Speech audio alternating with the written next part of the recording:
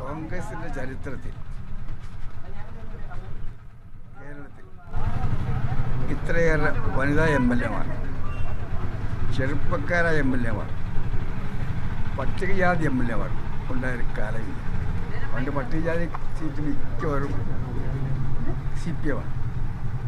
വനിതകൾ പേരിന് വേണ്ടി മാത്രം, ചെറുപ്പക്കാർ ഇഷ്ടംപോലെ. അതിലൊരു അതിശയകരമായ വിജയമാണ് തുളസിയുടെ. കൊങ്ങാടെന്ന് പറഞ്ഞാൽ മാർക്സിസ്റ്റ് കോട്ട. ഞാനവിടെ ആ കൊങ്ങാട് ഉൾപ്പെടുന്ന പ്രദേശങ്ങളിൽ KSU കാലം മുതൽ ഞാൻ സഞ്ചരിക്കുന്നതാണ്. അന്നൊക്കെ കമ്മ്യൂണിസ്റ്റ് കോട്ടയാണ്, പിന്നെ മാർക്സിസ്റ്റ് കോട്ട. എത്ര വർഷം ഞാൻ ജയിച്ചത്?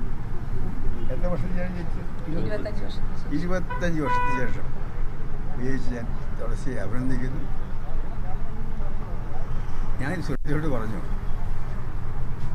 അധികം ആൾക്കാരുടെ ഉദാന്തന്മാരെ കാണണ്ട,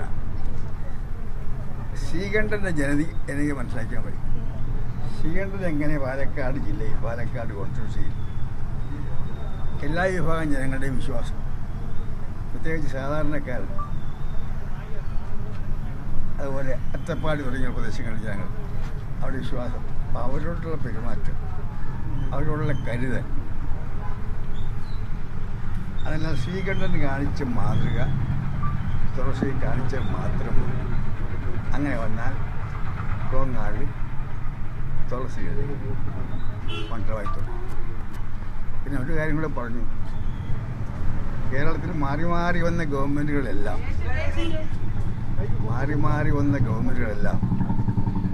ആയിരക്കണക്കിന് കോടി ഒഴുക്കിയതാണ് അട്ടപ്പാടി. ഞാൻ മുഖ്യമന്ത്രി ആയിരുന്നപ്പോഴത്തേക്ക് ജപ്പാൻ സഹായത്തോടു കൂടി ആകാശത്ത് പറഞ്ഞ പദ്ധതി കൊടുത്തു. ആഘോഷ ഭൂമി മുഴുവൻ അവിടെയെല്ലാം കാട് വെച്ച് വീടുണ്ടായി. പക്ഷേ പിന്നെയും അട്ടപ്പാടി പഴയ നിലയിലാണ്. ഒരു പ്രത്യേക കണ്ണ് അവിടെ കൊടുക്കണമെന്ന് പറഞ്ഞു. ഞാൻ ഉപദേശിക്കുന്ന കാര്യമല്ല. തുളസി വളരെ സാധാരണ നിലയിൽ നിന്നും KSUവിൽ നിന്ന് കൂടി പൊരുതി ജീവിതം മുഴുവൻ പോരാട്ടത്തിൽ കൂടിയാണ്, വന്ന നേതാവാണ്. അവിടെ അധികം ഉപദേശിക്കാൻ ഞാൻ ആളല്ല. എല്ലാ ആശംസകളും. സാറേ, ഈ പോർട്ട്ഫോളിയോ തീരുമാനിച്ച് വന്നില്ല, അതൊക്കെ മുഖ്യമന്ത്രി സാറിനൊരു അനുഭവം ചോദിക്കും. ഇത്രയും ലേറ്റ് ആവേണ്ട കാര്യമുണ്ടോ? അതൊക്കെ ഇതിനേക്കാൾ ലേറ്റായ കാരണങ്ങളുണ്ട്. ഭരണം തുടങ്ങാനൊരു മന്ത്രിസഭാ രൂപീകരണം പോലും ആഴ്ചകൾ നീണ്ടുന്ന കാലമുണ്ട്. ഇതൊക്കെ എത്ര തിടുക്കത്തിലാണ് കാര്യങ്ങൾ നടക്കുന്നത്. തീരുമാനങ്ങൾ ഇന്നലെ തെരഞ്ഞെടുപ്പ് കാലത്ത് പറഞ്ഞ പ്രഖ്യാപനങ്ങളിൽ കുറേ പ്രഖ്യാപനങ്ങൾ ഇന്നലെ നടപ്പാക്കി. ഇനി തവണ പത്രം വരട്ടെ. പല MLA ചന്ദ്രശേഖരൻ്റെ നേതൃത്വത്തിലുള്ള ഗവൺമെൻറ്, പഴയ ധനകാര്യമന്ത്രി ബാലഗോപാൽ പറയുന്നതും കേരളത്തിൽ ഖജനാവ് പാപ്പരല്ല, 6000 കോടി മിച്ചമുണ്ട്.